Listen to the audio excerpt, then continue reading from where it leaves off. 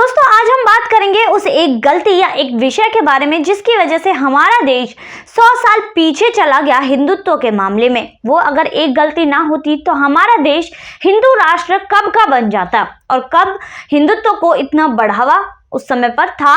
उस समय पर हमारा देश ना बोलते हुए भी हिंदू राष्ट्र ही था, क्योंकि यहाँ पर सनातनियों का दबदबा चलता था, सनातनी ही ज्यादा थे। अब आपको बता दूं, जब देश आजाद हो रहा था तो उस समय पर आजादी के साथ एक और चीज हुई जो था बंटवारा। यहाँ पर मुसलमानों ने कह दिया कि हम हिंदुओं के साथ नहीं रह सकते, तो आजादी इसी शर्त पर मिल रही थी कि 2 देश बनाए जाएंगे, मुसलमानों के लिए अलग देश तैयार हो रहा था, पाकिस्तान। यहाँ पर डॉक्टर भीमराव अंबेडकर जिन्होंने हमारा संविधान लिखा, उन्होंने कहा भी था कि अल्पसंख्यकों का होना एक समस्या नहीं है और ये सांप्रदायिकता का मामला है, ये यूं ही खत्म नहीं हो जाएगा। इसका एकमात्र उपाय है अदला बदली, सारे मुसलमानों को पाकिस्तान भेज दिया जाए, सारे हिंदुओं को हिंदुस्तान में रख लिया जाए। ये बात उन्होंने रखी थी जिसका सहमति सरदार पटेल भी दे रहे थे, पर इस बात को माना नहीं गया। दोस्तों एक वो गलती जिसकी वजह से हमारा देश 100 साल पीछे चला गया हिंदुत्व के मामले में, आज हम उसी विषय पर चर्चा करने जा रहे हैं।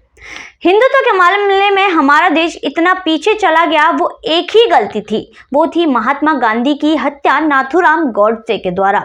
दरअसल यहाँ पर जब देश को आज़ादी मिल रही थी तो इसी शर्त पर मिल रही थी, इसी शर्त पर दोनों समुदाय हिंदू मुस्लिम साथ मिलकर लड़ रहे थे कि अलग देश मुसलमानों को दिया जाएगा। मुसलमानों ने साफ साफ कह दिया था कि भाई हम हिंदुओं के साथ नहीं रह सकते, तो यहाँ पर पाकिस्तान तैयार हो रहा था। अब इस पर डॉक्टर भीमराव अंबेडकर जिन्होंने हमारा संविधान लिखा, उन्होंने कहा कि ये जो मामला है, ये सांप्रदायिकता का मामला, ये यूं ही खत्म नहीं हो जाएगा। इसका एकमात्र उपाय है अदला बदली, सारे मुसलमानों को पाकिस्तान भेज दिया जाए, सारे हिंदुओं को हिंदुस्तान में रखा जाए।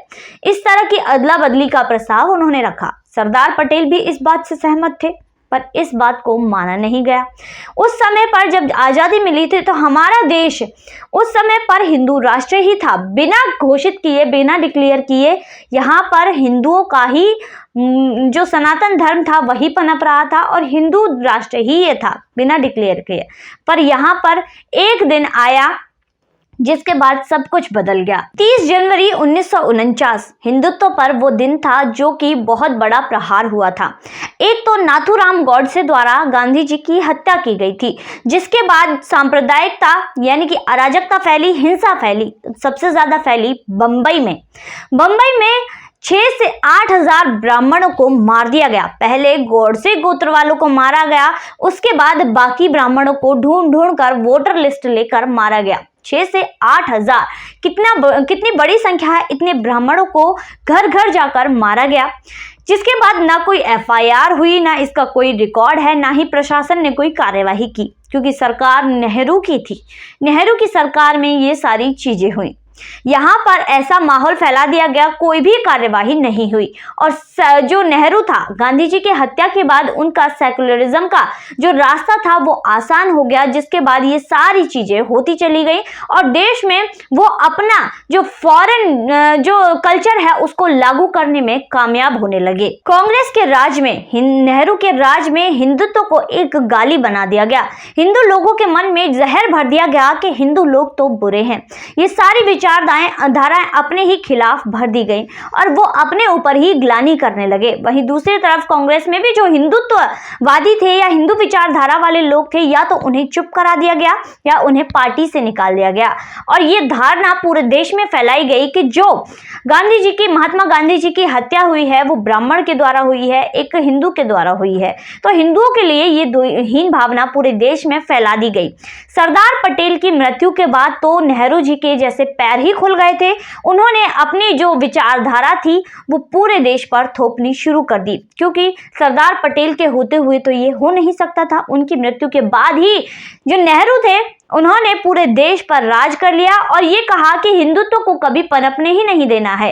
अगर हिंदुत्व जागा तो हमारी पार्टी उसी दिन खत्म हो जाएगी और उन्होंने यही रास्ता अपनाया, हिंदुत्व को खत्म करना शुरू किया और देश में जाति के आधार पर लोगों को बांट दिया। जाति के आधार पर लोगों को बांटा और लोगों में ये हीन भावना फैला दी कि ये इस जाति के हैं, ये उस जाति के हैं, ये नीची जाति के हैं, ये ऊंची जाति के हैं। तो इस तरह का माहौल नेहरू ने पूरे देश में क्रिएट कर दिया। और नेहरू ने क्या किया? नेहरू ने बंटवारे के बाद जो मुसलमान यहाँ रह गए थे उन्हें समान दर्जा दिया। समान दर्जा, समान अधिकार कहने में अच्छा लगता है पर समान अधिकार तो दिया ही, उसके बाद विशेष अधिकार विक्टिम कार्ड खेलते हुए अल्पसंख्यक के रूप में उन्हें जो है विशेष अधिकार भी दे दिए गए। उन्हें लगता था कि भाई इनकी वोटों बिना हम नहीं जीत सकते और यही राजनीति उन्होंने की।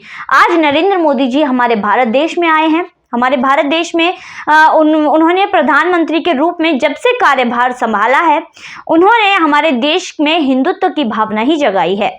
जो हिंदू सोया हुआ था उस हिंदू को जगाया है और जो जातीय भेदभाव करके नेहरू ने जो गंदी राजनीति खेली थी, उस गंदी राजनीति को मिटाने में कुछ हद तक वो कामयाब हो चुके हैं और आगे जाकर कामयाब हो जाएंगे। हिंदू अब जाग रहा है, हिंदुत्व की भावना जाग रही है, अब देश आगे बढ़ रहा है। तो आज की वीडियो में बस इतना ही। फिर मुलाकात होगी ऐसे ही वीडियो के साथ, ऐसे ही मजेदार टॉपिक के साथ, ऐसी ही हमारी जो ऐतिहासिक चीजें रही हैं उनके साथ। तब तक के लिए देखते रहिए थिंक टैंक। हमारे चैनल को सब्सक्राइब करें, लाइक करें और शेयर जरूर करें। धन्यवाद।